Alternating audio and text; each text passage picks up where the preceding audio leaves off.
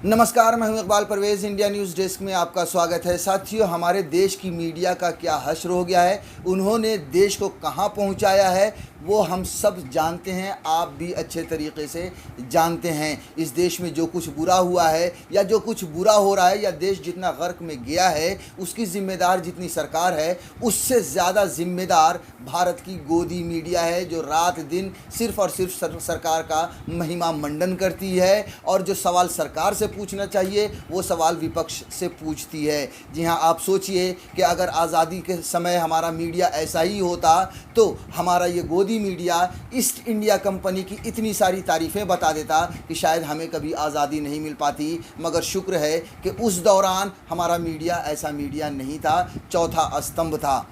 साथियों, हम आगे आपको एक वीडियो दिखाने जा रहे हैं जो पाकिस्तान के मीडिया का वीडियो है। पाकिस्तान के मीडिया ने वो किया है जो भारत की मीडिया अब सोच नहीं सकता। जी हाँ, इस वीडियो में आप साफ देख सकते हैं कि वहाँ पर ओहदे वाले लोग जब आए हैं मीडिया के सामने तो मीडिया कर्मी कितने गुस्से में थे और उन्होंने ये कहा है कि जो देश में जो कुछ बुरा हो रहा है उसके लिए और या उसकी बात आप नहीं सुन रहे हैं, उस पर कोई कदम नहीं उठा रहे हैं, उसका कोई जवाब नहीं दे रहे हैं, इसलिए हम आपका बायकाट कर रहे हैं। सोचिए कि ओहदेदारों का साफ बायकाट किया गया और उनके सामने अपने अपने माइक उठाकर पाकिस्तान की मीडिया चली गई। यानी पाकिस्तान की मीडिया ने वो किया है जो भारत की मीडिया सोच नहीं सकती। आप इस वीडियो को देखिए, उसके बाद हम आगे की चर्चा करेंगे। जनाब, रियाद कुंदर नाम है मेरा, 92 टीवी से बड़ा तल्लक है।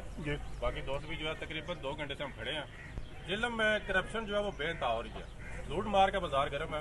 तमाम सरकारी अफसरान वेलफेयर की बात में यहाँ पे लूट मार कर रहे हैं, लेकिन क्योंकि आपने हमें टाइम नहीं दिया, हमें जलील बहुत किया, इसलिए हम बाइकाट कर रहे हैं।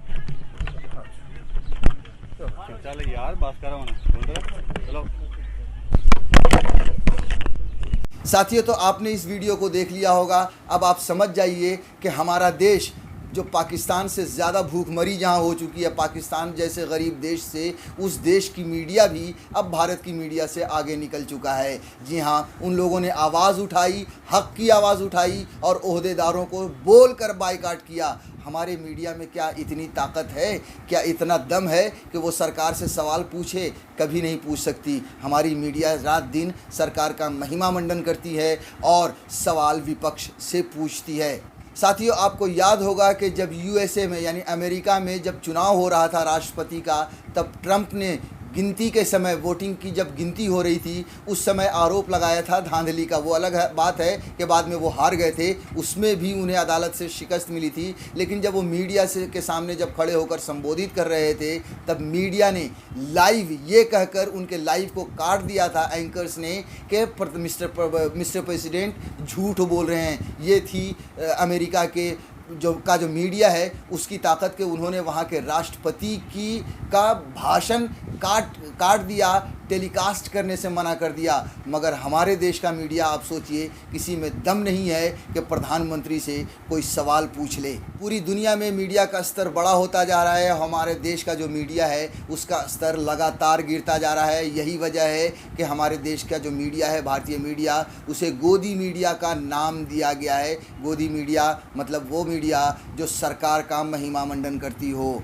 साथियों, जब से पाकिस्तान का ये वीडियो आया है, ट्विटर पर भी लोग बहुत तरह की बातें कर रहे हैं और गोदी मीडिया को लगातार कोस रहे हैं। हम कुछ लोगों का जो उन्होंने कहा है वो हम आपको लेकिन उससे पहले बता दें कि इस वीडियो को बहुत ही सीनियर पत्रकार विनोद कापड़ी हैं, उन्होंने ट्वीट किया है। पाकिस्तान मीडिया की रीढ़ उन्होंने कैप्शन में लिखा है और लोगों ने जो प्रतिक्रिया दी है उसमें अंगूरी भाभी नाम का एक हैंडल है, उन्होंने लिखा है कि गोदी मीडिया की रीढ़ में दलाली का दीमक लग चुका है।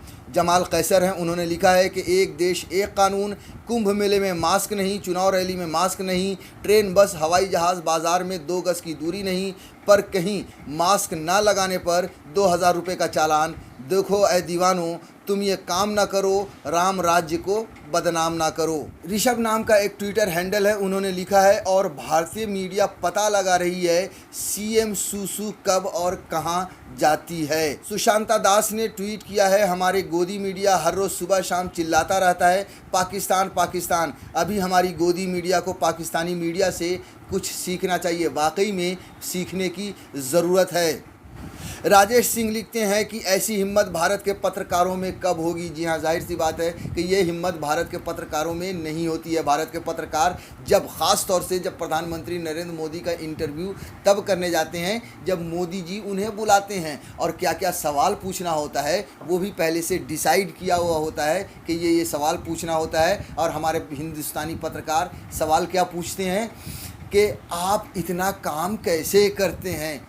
आप सबको और हम सब जानते हैं कि सोशल मीडिया पर इस पर बहुत सारे मीम भी बन चुके हैं। लोगों ने ये कहा है कि मोदी जी 18 घंटे जब काम करते हैं तो देश का बेड़ा गर्क हो गया है। सोचो, शुक्र है कि उन्होंने 24 घंटा काम नहीं किया। अगर 24 घंटा काम किया होता तो ना जाने क्या हो जाता देश का। रियल इंक्लूसिव इंडियन एक हैंडल है ट्विटर पर, उन्होंने लिखा है it means that fourth pillar of democracy is more free than that of India. वो ये कह रहे हैं कि जो पाकिस्तान का जो चौथा स्तंभ है, पाकिस्तान यानी पाकिस्तानी मीडिया, उसको हमारे यहाँ से यानी भारत से ज़्यादा आज़ादी मिली हुई है। आत्मज्ञान सिंह लिखते हैं कि लोकतंत्र का चौथा स्तंभ इसे कहते हैं। शर्मा विपिन लिखते हैं कि लेकिन भारत में मीडिया है ही कहाँ, यहाँ तो सत्ता के दलाल हैं सिर्फ। जी हाँ, यहाँ की मीडिया को, भारतीय मीडिया को सत्ता का दलाल भी कहा जाता है और हर रोज़ इस तरह की गालियाँ पड़ती रहती हैं। हर्ष वर्मा लिखते हैं कि इस एक मामले में पाकिस्तान हमसे जीत गया। जी नहीं, इस एक मामले में ही नहीं जीता है। आपको पता होगा कि जो पाकिस्तान की जो भूखमरी का जो रेट था, रेशियो था,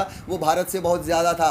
मगर अब भारत में भूखमरी का रेशियो ज़्यादा हो चुका है, 97 नंबर पर पहुंच चुके हैं 104 या 107 मुल्कों की लिस्ट में। तो ये है लोगों की प्रतिक्रिया जो भारत की गोदी मीडिया के बारे में कह रही हैं और अब पाकिस्तान की मीडिया की तारीफ़ हो रही है और तारीफ़ के लायक काम भी किया है। उन्होंने ये दर्शाया है कि वाकई में चौथा स्तंभ जो मीडिया कहलाता है उसे कैसा होना चाहिए था।